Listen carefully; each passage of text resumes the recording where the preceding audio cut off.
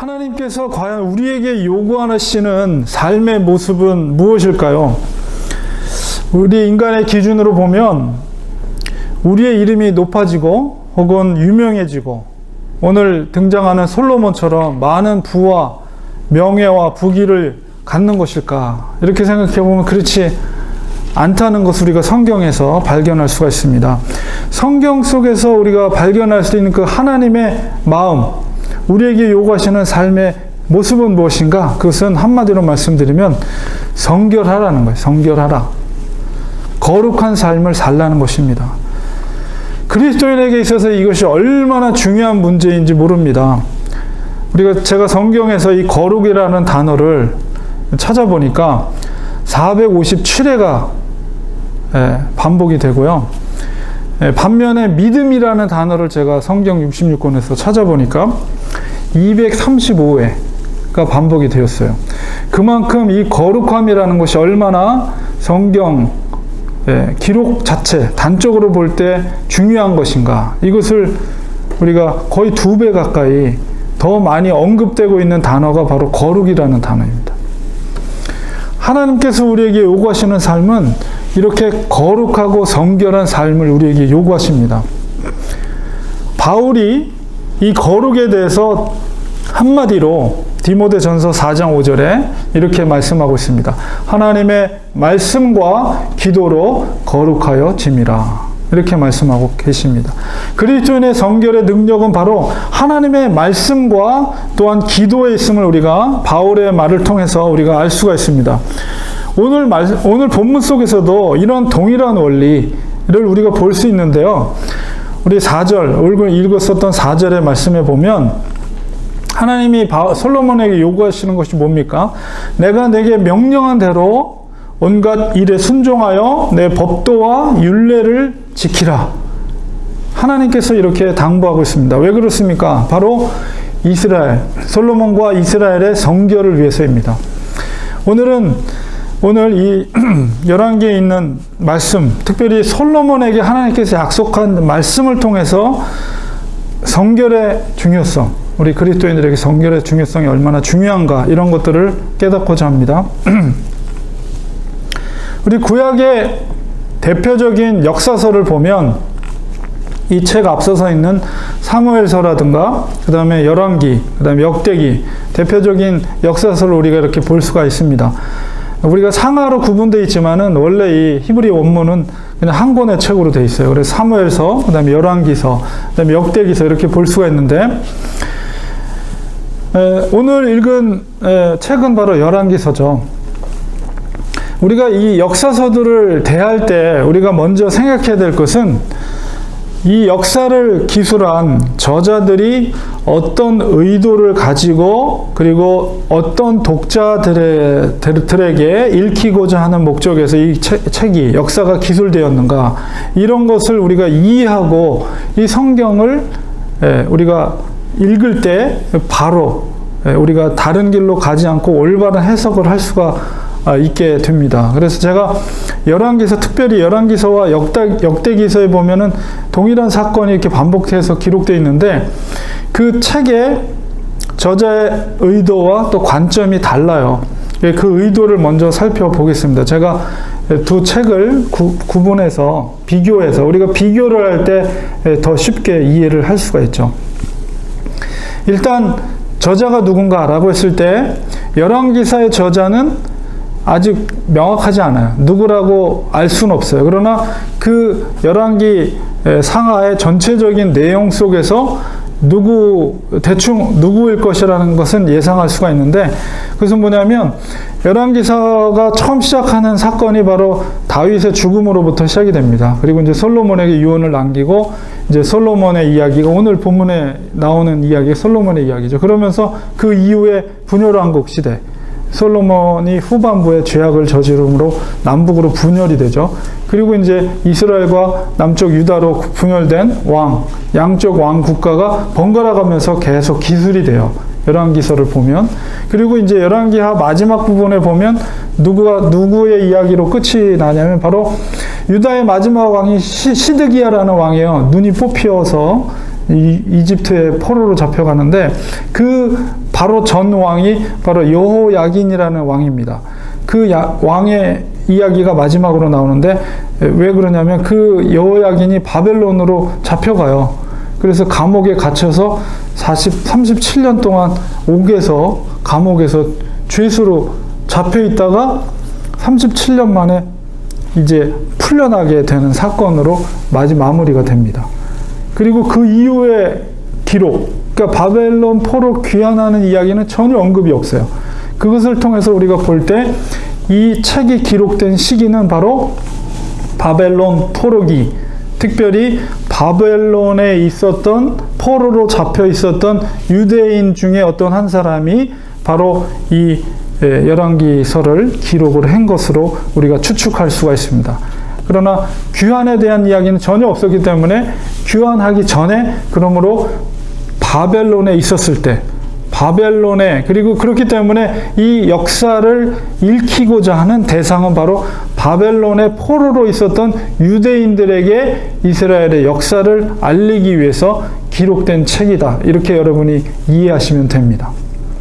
그래서 그런데 이제 중요한 관점은 뭐냐? 특별히 이제 역대기서와 열왕기서와의 관점의 차이가 있어요. 그래서 어떤 차이냐면 바로 열왕기서는 선지자적인 관점에서 기록이 됐어요. 반면에 역대기서는 저자가 분명합니다. 에스라입니다. 에스라가 누굽니까? 바로 포로 2차 귀환 시에 이제 포로 바벨론에서 예루살렘으로 귀환한 학자죠. 그 학자 에스라가 기록한 역사책이 바로 역대기 상하다. 그렇기 때문에 기록의 시기가 언제냐라고 했을 때 바로 바벨론 포로에서 귀환한 2차 귀환 시기에 예루살렘에서 기록된 거예요. 그런데 이 에스라의 목적이 뭡니까? 영적인 부흥, 율법서를 발견하고 유월절을 다시 제의식을 다시 회복하고 이스라엘의 영적인 부흥을 위해서 제의제도, 제사, 하나님과의 관계의 회복, 이것을 굉장히 강조했어요. 그런 관점 속에서, 제사장적인 관점 속에서 역사를 기술하게 되는 거죠. 그렇기 때문에 72년 동안의 포로 생활 동안에 있어서 이 유다 백성들에게서 중요한 것이 뭐예요? 그들의 존재, 그들의 뿌리, 이런 것이 중요하죠. 그래서 역대기가 시작될 때 족보부터 시작이 돼요. 그래서 우리가 어디서부터 비롯됐느냐? 그리고 이제 거기에 보면 이제 제사 제도라든가 레위의 족속들, 그 다음에 제사장 족속들, 이런 것들이 굉장히 강조돼서 기록이 돼 있어요. 그리고 특별히 우리의 정통은 바로 다윗 왕의 정통성을 우리가 계승하고 있다. 그렇기 때문에 북쪽 이스라엘에 대한 이야기는 삭제돼 있고 남쪽 유다의 이야기, 그리고 특별히 제사장적인 관점이기 때문에 죄악의 모습, 이런 것들은 가능하면은 축소시켜요. 그래서 유다 이야기를 기록하지만 왕들이 잘못한 것들이 있을 때 그런 것들의 이야기는 가능하면은 삭제라거나 축소를 시켜서 우리의 남쪽 유다, 다윗 왕의 정통성을 우리가 계승하는, 그래서 우리가 제의제도를 회복해야 된다. 그런 관점 속에서 역사가 기록된 것이죠. 그러나 반면에 오늘가 읽었던 열왕기서는 절대 그렇지 않아요. 제사장적인 선지자적인 관점이라는 건 뭐냐면 왕들의 잘못이나 죄에 대해서 고스란히 다 신랄하게 다 기록을 합니다.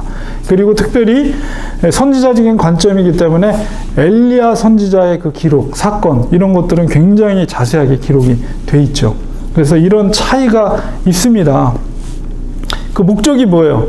왜 어떤 목적이냐? 역대기는 제2의 회복, 그들의 영적인 회복을 목적하기 때문에 그런 관점 속에서 역사가 기록됐다면, 이 열왕기서는 우리가 왜 포로 시대에 있는 백성들, 유대인들을 대상으로 일컬었기 때문에 왜 우리가 나라를 빼앗겼냐? 왜 우리가 하나님이 우리 조상 아브라함에게 약속했던 그 가나안 땅으로부터 빼앗기고 우리의 주권을 상실하고 우리가 지금 이 바벨론에서 포로 생활을 하고 있느냐? 그 원인이 무엇이냐? 이것을 역사를 통해서 그 유다인들에게 알리는 거예요. 그게 뭐예요? 하나님의 말씀을 우리가 지키지 못했다는 거예요. 우리가 이렇게 땅을 잃고 포로 생활을 하는 것은 하나님이 우리에게 말씀하셨던 순결과 성결, 하나님의 말씀의 순종을 통해서 순결과 성결을 지키지 못한 왕들과 백성들의 죄악의 결과가 바로 우리가 지금 이렇게 살고 있는 포로 생활의 원인이라는 것을 바로 이 열왕기 역사 기록을 통해서 알리고자 하는 목적에 의해서 포로 생활 가운데 바벨론에 있었던 한 유대인이 물론 여러 가지 역사의 기록들의 자료를 근거를 해서 역사를 기술을 했겠지요. 자, 그런 관점 속에서 책이 기록이 되어 있습니다. 하나님께서 선민이 이스라엘 향해서 분명히 오늘 말씀 속에서도 축복을 약속해 주시고 있어요. 그 하나님의 축복의 조건이 무엇입니까? 9장 4절 5절 본문에 있는 말씀 속에서 만일 내 아버지 다윗이 행함같이 마음을 온전히 하고 바르게 하여 내 앞에서 행하여 내가 내게 명령한 대로 온갖 일을 순종하여 내 법도의 율례를 지키면 내가 내 아버지 다윗에게 말씀하시기를 이스라엘 왕위에 오를 사람이 내게서 끊어지지 아니하리라 한대로 내 이스라엘의 왕위를 영원히 견고하게 할 것이다. 하나님이 이렇게 축복의 말씀을 하고 있어요. 그 조건은 바로 하나님의 명령한 것을 순종하고 내 법도와 율례를 지키는 것이다. 이렇게 분명하게 말씀하고 있습니다. 근데 이 말씀은 이제 이 유다 저자가 바벨론 포로에 있는 유다 저자가 반복해서 다윗이 솔로몬에게 남긴 유언 속에서도 동일하게 반복하고 있는 말씀이에요. 2장 1절에서 4절에 다윗이 이제 죽음 앞에 선 다윗이 솔로몬 아들에게 남기는 유언의 말씀이 있습니다. 뭐라고 기록되어 있냐면 다윗이 죽을 날이 임박하매 그의 아들 솔로몬에게 명령하여 이르되 내가 이제 세상 모든 사람이 가는 길로 가게 되었으니 죽음의 길로 가게 됐다는 거예요. 너는 힘써 대장부가 되고 내 하나님 여호와의 명령을 지켜 그 길을 행하여 그 법률과 계명과 율례와 증거를 모세의 율법에 기록된 대로 지키라. 그리하면 내가 무엇을 하든지 어디로 가든지 형통할지라. 이게 다윗의 유언이에요. 솔로몬에게 남기는. 여호와께서 내 일에 대하여 말씀하시기를 만일 내 자손들이 그들의 길을 삼가 마음을 다하고 성품을 다하여 진실이 내 앞에서 행하면 이스라엘 왕위에 오를 사람이 내게서 끊어지지 아니하리라 하신 말씀을 확실히 이루게 하시리라. 확신을 가지고 다윗이 죽음 앞에 서서 솔로몬 아들에게 유언과 같은 말씀을 하고 있는 거죠. 이 말씀은 우리가 오늘 2절에서 여호와께서 전에 기브온에서 나타남과 같이 다시 솔로몬에게 나타났다 이렇게 말씀하고 계시는데요. 바로 3장에 그 기브온에서 나타나신 하나님의 모습이 나타납니다. 우리가 솔로몬에 대해서 너무 잘 알고 있죠. 솔로몬이라는 이름은 샬롬이라는 뜻이에요. 샬롬, 평안. 자, 그런데 이 솔로몬에게 기브온에서 나타나셨을 때 어떤 일이 있었습니까? 바로 하나님의 성전이 지어지지 않은 상태에서 기브온에 가서 솔로몬이 일천 번제를 하나님 앞에 드리면서 그 속에서 이제 꿈을 꾸게 되죠. 그래서 하나님께서 그에게 내가 너에게 무엇을 해주기를 원하느냐 이렇게 물으실 때 솔로몬이 지혜롭게도 저에게 백성들을 잘 판별할 수 있는 지혜를 달라고 이렇게 이야기를 합니다. 그때 이제 하나님께서 말씀하신 것이 3장 이제 11절부터 있는데 제가 3장 13절부터 15절에 이렇게 말씀하십니다. 내가 구하지 아니한 부귀와 영광도 내게 주노니 지금 하나님께서 말씀하시는 거예요. 내 평생에 왕들 중에 너와 같은 자가 없을 것이라. 내가 만일 내 아버지 다윗이 행함같이 내 길로 행하며 내 법도와 명령을 지키면 내가 또 내 날을 길게 하리라. 솔로몬이 깨어보니 꿈이더라. 이에 예루살렘에 이르러 여호와의 언약궤 앞에 서서 번제와 감사의 제물을 드리고 모든 신하들을 위하여 잔치하였더라. 이렇게 말씀하였습니다. 이 저자가, 이 역대기를 기록한 저자가 얼마나 이 말씀이 중요했으면 계속해서 다윗의 유언의 말씀을 통해서 반복하고 또 기브온에서 나타나신 하나님의 말씀을 통해서 반복하고 다시 한번 오늘 본문 속에서 이 솔로몬과의 언약의 관계 속에서 다시 한번 이 말씀을 반복하고 있는 거예요. 그러니까 이것을 이렇게 반복하는 것은 우리가 이렇게 포로 생활하고 있는 것은 바로 이 말씀, 하나님께서 우리에게 약속하신 이 말씀을 우리가 준행하지 못하고 우리의 성결을 유지하지 못했기 때문에 결국 이렇게 됐다는 것을 다시 한번 역설적으로 강조하고 있는 것이죠. 그래서 반면에 너희들이 이 말씀을 지키지 않으면 어떻게 될 것인가에 대한 말씀도 오늘 말씀 속에서 이야기합니다. 9장 6절 7절에 만일 너희나 너희의 자손이 아주 돌아서서 나를 따르지 아니하며 내가 너희 앞에 둔 바에 계명과 법도를 지키지 아니하고 가서 다른 신을 섬겨 그것을 경배하면 내가 이스라엘을 내가 그들에게 준 땅에서 끊어버릴 것이라. 이 말이 뭐래요? 약속한 가나안 땅, 너희들이 아브라함에게 약속했던 가나안 땅을 여호수아를 통해서 정복하고 땅을 배분해서 그곳에 정착해서 살고 있지만은 그 땅으로부터 너희들을 끊어버리겠다는 건 뭐예요? 완전히 그 땅으로부터 이제 빼앗기고 주권을 상실하고 그 땅으로부터 떠나서 포로로 잡혀간다는 의미가 담겨져 있는 거예요. 그리고 내가 내 이름을 위하여 내가 거룩하게 구별한 이 성전이라도 내 앞에서 던져버릴 것이다. 이스라엘은 모든 민족 가운데서 속담거리와 이야기거리가 될 것이다. 조롱거리가 될 거라는 거예요. 너가 아무리 이제 성전을 짓고 하나님 앞에 이제 언약 관계를 맺는 장면이 오늘 본문의 장면이에요. 그런데 너가 아무리 이렇게 화려하고 아름다운 성전을 지었더라도 너가 나의 계명과 법도를 지키지 않고 너희들의 순결과 성결을 지키지 않으면 내가 이 성전을 내 앞에서 던져버릴 것이다.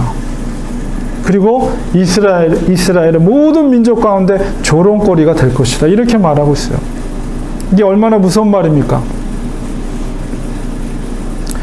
선민이 이스라엘이 모든 민족들에게 조롱거리가 된다는 건 뭐예요? 하나님이 선택한 선민이 이스라엘의 조롱거리가 된다는 것은 하나님께서도 함께 조롱을 당하게 된다는 의미가 있는 거예요. 내가 그렇게 조롱을 하더라도 나는 개의치 않겠다는 거예요. 내가 조롱을 당하겠다는 거예요. 왜? 너희가 성결하지 못하기 때문에, 말씀을 순종하지 못하기 때문에. 얼마나 무시무시한 말씀입니까? 이 문제 핵심 바로 백성들의 성결의 문제예요. 하나님의 법도와 명령을 준행하지 않는다는 것은 곧 그것은 거룩한 백성으로서의 삶을 살지 않는다는 것입니다. 역대기 기자가 반복해서 이 말씀을 서술하는 것은 바벨론의 포로로 있는 유대인들에게 이스라엘의 민족이 흥하고 번영을 누린 이유는 바로 하나님 앞에서 말씀에 순종한 바로 성결의 삶을 살았다는 것이에요. 그것을 이야기하는 것이며 반면에 나라가 쇠퇴하고 패망하게 된 것은 여러 왕들을 비롯해서 백성들이 하나님 앞에서 범죄하고 우상을 숭배한 결과임을 말해주고 있는 것입니다. 우리는 이스라엘의 역사를 통해서 많은 교훈을 얻게 됩니다. 저는 이 말씀을 준비하면서 곰곰이 생각해 봤어요. 왜 이스라엘 백성들은 하나님께서 이렇게 확고한 축복의 말씀, 약속의 말씀을 해 주심에도 불구하고 그들이 하나님을 붙잡지 않고 우상을 택했을까? 왜 그랬을까? 곰곰이 생각해 봤어요. 이렇게도 엄한 경고를 하고 있는데 내가 너희들이 조롱거리를 당하고 성전을 내팽개치더라도 나는 그렇게 하겠다는 거예요. 너희들이 성결을 지키지 않는다면. 이렇게까지 무서운 말씀을 하셨는데 왜 이스라엘의 백성들과 왕들은 결국은 하나님을 버리고 우상을 택했을까? 우리가 그 당시에 대표적인 우상이 뭐냐면 바알과 아스타롯이에요. 이제 바알은 남자신이죠. 아스타롯은 여자신이에요. 그 풍요의 신. 자, 그 신들의 특징을 우리가 이해하면 왜 이스라엘 백성들과 왕들이 하나님을 포기하고 그런 우상들을 택했는지를 이해하기가 쉽습니다. 그 신들은 그리스의 신들과 너무 흡사해요. 여러분이 알고 있는 그리스의 신들은 얼마나 인간적입니까? 인간과 너무 흡사하죠? 그리고 자기가 어떤 특징적인 어떤 신이 있어요. 뭐 비너스 하면은 사랑의 신이요, 뭐 전쟁의 신, 헤르메스 전쟁의 신, 뭐 여러 가지 나름대로 어떤 그런 성격이 있죠. 바알과 아스타롯도 마찬가지예요. 풍요와 그 다음에 비와 뭐 이런 곡식이 잘 되고 그런 모습. 그리고 여러분이 지금도 남아있는 바알의 신상이 있고 아스타롯의 신상이 있어요. 여러분 인터넷 치면 바로 떠요. 그만큼 눈에 보이는 우상을 만들었어요. 인간의 습성은 지금이나 과거나 동일해요. 눈에 보이는 신을 경배하기를 원합니다. 그리고 이들의 신의 특징은 인간과 비슷하기 때문에 인간의 죄의 문제에 대해서 별로 개의치 않아요. 인간이 자기의 욕심을 추구하고 죄를 지어도 별로 신경 쓰지 않아요. 중요한 건 다만 그 신들에게만 밉보이지 않고 그 신들을 즐겁게 해주면 현세에서 복을 받는다고 여겼습니다. 얼마나 매력적입니까? 오히려 그리고 쾌락을 추구하는 것을 장려합니다. 이런 신들은. 그래서 그 신들 앞에서, 그 우상 앞에서 그런 쾌락을 추구하는 모습을 보이는 것이 신들을 즐겁고 기쁘게 해드리는 거라고 생각을 했어요. 그렇기 때문에 타락하기 좋은 인간들에게 얼마나 매력적인 신들입니까? 이것들이. 그리고 풍요를 상징해요. 현세 복을 기원하는 눈에 보이는 신 앞에서 유대인들이 넘어가기에 매력적인 조건들이 너무나도 많이 갖고 있어요. 심지어 왕들조차도 하나님은 너무 힘들어요. 하나님을 믿는 것을. 하나님 앞에서 죄를 숨길 수가 없어요. 그렇기 때문에 왕들은 눈에 보이는 현세를 즐기고 현세의 복을 받을 수 있는 이 우상들을 선택하고 우상들을 섬기게 되는 것입니다. 역대 기자는 바로 이들의 어리석은 부정함이 현재 나라를 빼앗기고 포로 생활을 하게 된 원인이라는 것을 이스라엘의 역사를 통해서 신랄하게 말하고 있는 것이에요. 가장 우리 대표적인 영적인 대결이 열왕기에 보면 바알 제사장들과 아스타라 제사장과 엘리야의 대결이 굉장히 자세하게 기록되어 있습니다. 이런 모습이 오늘날에도 다르지 않아요. 무엇보다도 심각한 것은 바알을 중심에 섬기면서 겉으로는 그것이 하나님으로 포장해서 하나님을 믿고 있는 종교인들의 모습, 교회 안에 있는. 성결의 삶은 살지 않으면서 일요일마다 교회에 나와서 헌금을 내고 큰 소리로 기도하고 복받기를 바라는 그런 종교인들. 인간의 내면에 숨겨있는 죄의 독성은 자기가 바알의 신앙에 중독되어 있는지도 모르고 교회에 나와서 온갖 은혜는 다 받는 것처럼 보이지만 교회의 문을 떠나는 그 순간부터 세상 사람보다도 더 지독하게 세상에서 온갖 썩는 냄새를 풀풀 풍기면서 돌아다니는 그런 종교인들. 그런 종교인들이 모인 교회는 더 이상 교회로서의 생명력은 존재하지 않습니다. 교회가 아니라 사람을 중독시키는 집단으로 전락할 수 있다는 정말 그런 위기의식을 우리는 가져야 합니다. 하나님께서 다스리는 신정 통치는 이 땅에 가시적으로 보이는 나라가 아닙니다. 여러분, 로마가 국교화되었다고, 기독교가 국교화되었다고 그것이 하나님의 나라가 되는 것이 아니에요. 유대교인들은 어리석게도 그런 신정 통치를 고대하면서 아직도 그런 왕적인 메시아를 기다리고 있다고 해요. 과연 유대인들이 주장하는 다윗과 같은 메시아가 이 땅에 오는 것이 정말 메시아 왕국의 도래일까요? 그렇지 않습니다. 하나님께서 기뻐하시는 하나님 나라의 왕국은 눈에 보이는 왕국이 아니에요. 우리가 이스라엘의 역사를 통해서 우리는 교훈을 삼아야 됩니다.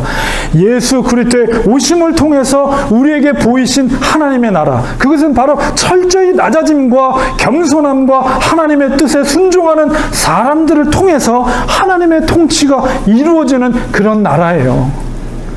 예수님께서 하나님 나라의 본을 우리에게 보여주셨습니다. 하나님의 나라는 바로 낮아짐을 통해, 그리고 철저히 자기의 비워짐을 통해, 그리고 순교람을 통해서, 그런 순종의 사람을 통해서 현재도 확장되어 가고 있습니다. 과연 우리는 그런 하나님 나라, 하나님의 역사 속에 쓰임받는 존재가 될 것인가? 그런 쓰임받는 교회가 될 것인가? 아니면 세상적인 가치관 속에 매몰되어서 가식적인 믿음의 태도를 가진 결과적으로는 심판받을 자가 될 것인가?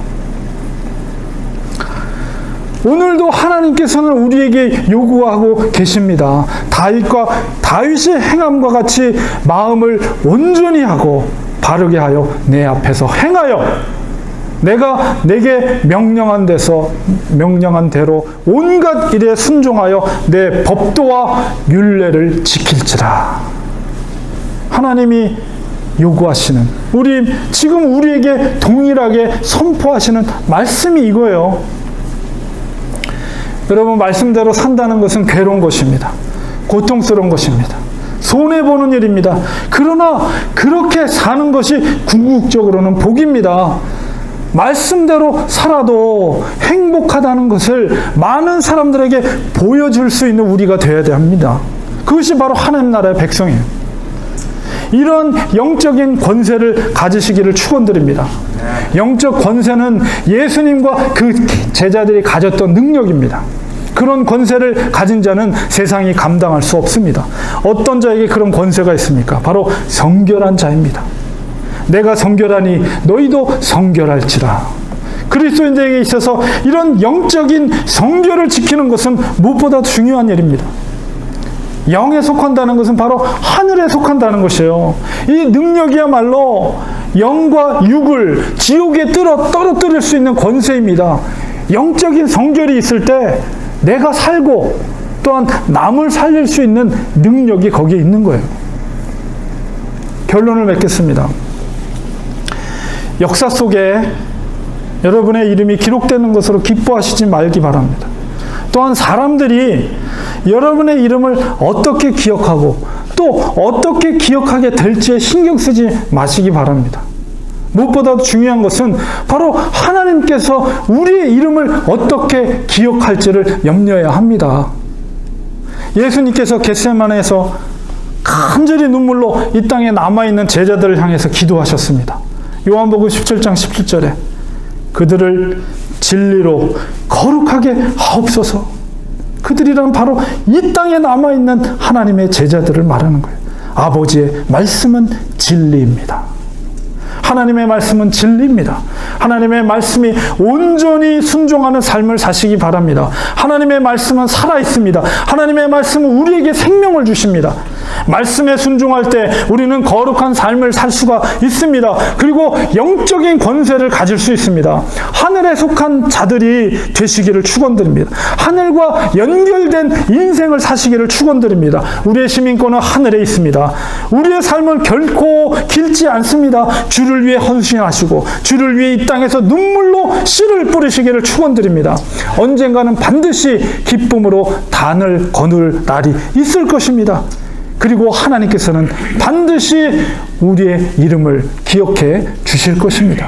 이런 믿음을 가지고 그렇습니다. 주님, 내가 정말 하늘의 시민권을 가지고 하늘과 연결된 하나님의 사람으로 이 땅에서 살겠습니다. 말씀하시면 그 말씀에 순종하고 헌신하고 주를 위해 눈물에 씨를 뿌리며 이 땅에서 주님의 말씀으로 믿음의 길로 가겠습니다.